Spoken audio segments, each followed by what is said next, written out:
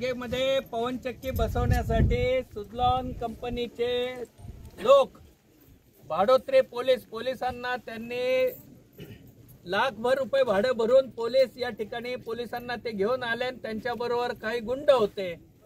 आदिवासींच्या विरोधात आदिवासींनाच लढवायचा असा ब्राह्मणी डाव यांनी टाकलेला होता सुझलॉन कंपनीनं आणि तो उधळून लावण्याचं काम याच ठिकाणी हे झिपऱ्या भाऊ, जयूबाई, पाचमौले, साबरसोंडा, बुरुडखे, लगडवाड, रायकोट, पांगण, मोगरपाडा, वालवे या सगळ्या गावातले लोक इथे एकत्र आले आणि आपण त्यांच्या विरोधामध्ये लढाई दिली।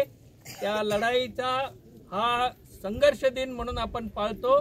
14 जुलै 2007 ला या ठिकाणी आपली लढाई झाली।